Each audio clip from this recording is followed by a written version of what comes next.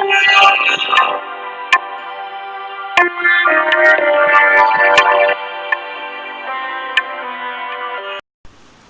मित्रों, today's Ayurveda trick में एक बार फिर से आप सभी का स्वागत है।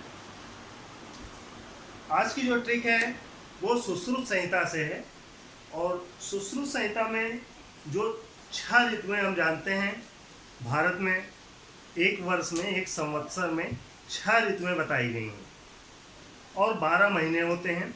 उन 6 ऋतुओं के नाम और किस ऋतु में कौन सा महीना होता है उसको हम लोग देखेंगे सुश्रुत संहिता के अनुसार। सुश्रुत संहिता के अनुसार इसलिए क्योंकि उसमें एक खास बात है, उन्होंने सामान्य जो ऋतुएं हैं वो अलग बताई हैं और जो दोषों के चय प्रकोप प्रशम से संबंधित है वो अलग ऋतुएं बताई हैं। इसलिए कई बार कन्फ्यूजन हो जाता है कि सुश्रुत ने कौन सी 6 ऋतुएं बताई हैं, क्योंकि जब सुश्रुत ने 6 ऋतुएं बताई हैं तो वहाँ पे 6 नाम जो बताए हैं, पहले शिशिर, बसंत, ग्रीष्म, वर्षा, शरद और हेमंत, ये इसी क्रम में 6 ऋतुएं बताई गई हैं। लेकिन उसी जहाँ पे इन्होंने बताया हुआ है ऋतुचर्या अध्याय में, उसके ठीक बाद उन्होंने चय प्रकोप प्रशम के लिए ऋतुएं बताई हैं, जिनमें से उस 6 ऋतुओं में शिशिर ऋतु नहीं बताया है और एक नई ऋतु जोड़ा है प्रावृट। वृट का मतलब वर्षा होता है, वर्षा से ठीक पहले की जो ऋतु है उसको प्रावृट की संज्ञा दी है।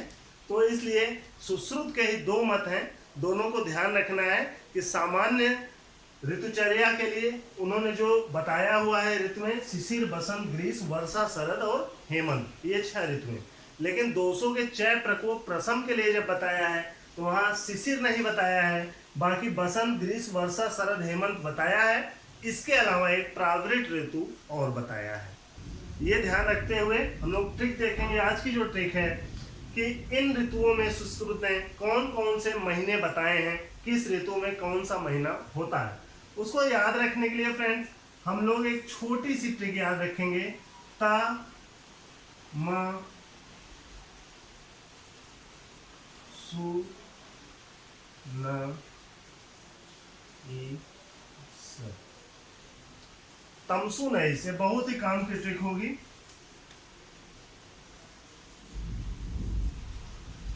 तमसु नहीं से याद रखेंगे हम लोग जो 6 ऋतुएं हैं उनमें महीने याद करने के लिए।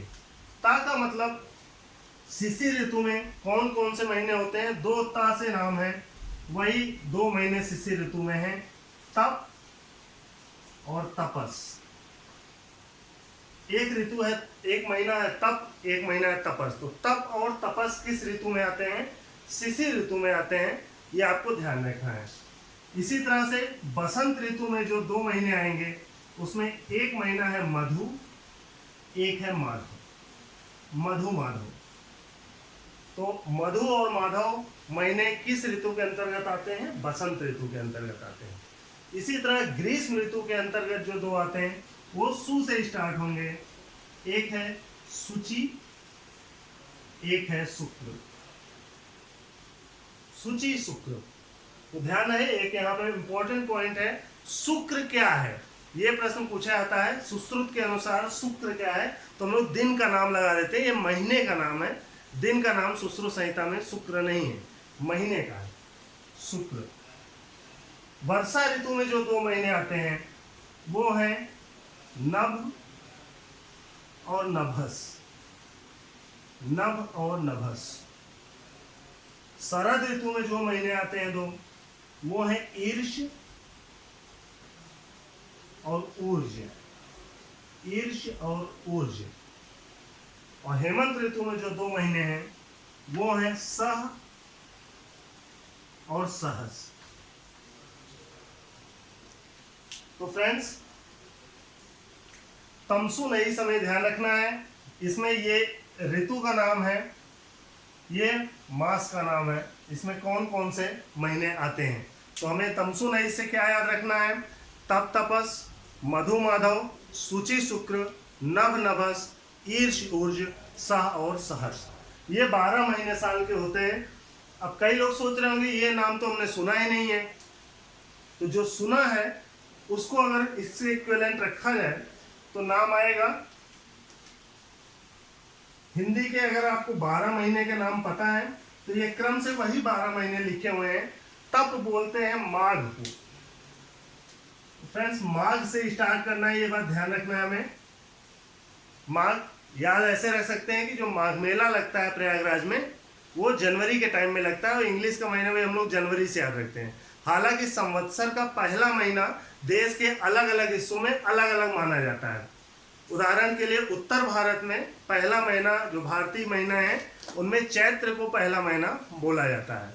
तो बंगाल में कुछ अलग बोला जाता है, उड़ीसा में कुछ अलग बोला जाता है। तो इस तरह अलग अलग प्रदेशों में प्रथम महीना कौन सा हो, उसके लिए अलग अलग मान्यता है। लेकिन यहाँ पे हम लोग ध्यान कैसे रखेंगे कि जनवरी के इक्विवेलेंट माघ है, तो माघ से स्टार्ट करेंगे और 12 महीने के एक क्रम से नाम है। माघ, माघ के बाद फाल्गुन,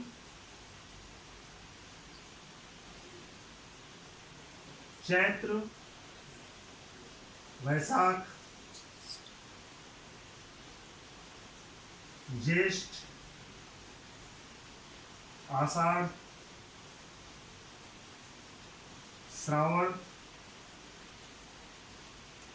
भाद्रपद, अश्विन, अश्विन को कुआर भी बोला जाता है लोकाचार की भाषा में, कार्तिक, मार्गशीर्ष, मार्गशीर्ष को अगहन भी बोलते हैं, और पौष। इस तरह ये 12 महीने हैं, और 12 महीने में आप ध्यान रख सकते हैं। ये 12 महीने आपको ध्यान रखने होंगे, क्रम से नाम आपको पता ही होगा एक भारतीय होने के नाते। तो इन 12 महीनों के हिसाब से आप जान सकते हैं कि कौन से 2 महीने शिशिर ऋतु में आते हैं। लेकिन ऑब्जेक्टिव क्वेश्चन में ध्यान रखना है, ये महीने भी पूछ लिए जाते हैं। और सुश्रुत ने जो श्लोक में शब्द यूज किए हैं, तप तपस, मधु माधव, शुचि शुक्र, नभ नभस, ईश ऊर्ज, सहसास, ये भी पूछ लिए जाते हैं। तो इसको भी हमें ध्यान रखना है। फ्रेंड्स, एक चीज का ध्यान रखेंगे, सुश्रुत ने उसके बाद ही जब 200 के चय प्रकोप प्रसम के लिए ऋतु में गिनाई है, वहां शिशिर नहीं बताया है, एक ऋतु एक्स्ट्रा प्राइवेट बताई है, वहां ये महीने का क्रम भी पलट जाता है, जिसको हम लोग बाद में देखेंगे। तो अभी आज की जो हमारी ट्रिक हो गई, वो हो गई तमसु नईस। तमसु नईस याद रखना है। जो 6 ऋतुएं हैं उनका क्रम हमें पता ही है, और इस तरह आज की ट्रिक है तमसु नईस। फ्रेंड्स, पिछले जो ट्रिक थी उसमें हमने क्वेश्चन पूछा था कि शनि ग्रह का संबंध किस धातु से है। बहुत सारे लोगों ने सही उत्तर लिखा है तीक्ष्ण लौह, तो उनको बधाई। जिन्होंने नहीं लिखा है या जिन्हें नहीं याद आया, उनके लिए आगे अगला क्वेश्चन से ट्राई करेंगे। फिर से आज का जो क्वेश्चन है सभी लोग अच्छे से बताएंगे जिनको आंसर पता होगा कि चतुर्गुण गंधक जारित पारद की फलश्रुति क्या है आयुर्वेद प्रकाश के अनुसार और रस तरंगिणी के अनुसार। दोनों के अनुसार आपको बताना है। आयुर्वेद प्रकाश के अनुसार और रस तरंगिणी के अनुसार चतुर्गुण गंधक जारित पारद की फलश्रुति यानी उससे लाभ क्या होता है। तो आज की ट्रिक में इतना ही। कल फिर मिलेंगे एक नई ट्रिक के साथ। तब तक के लिए जय आयुष, जय भारत।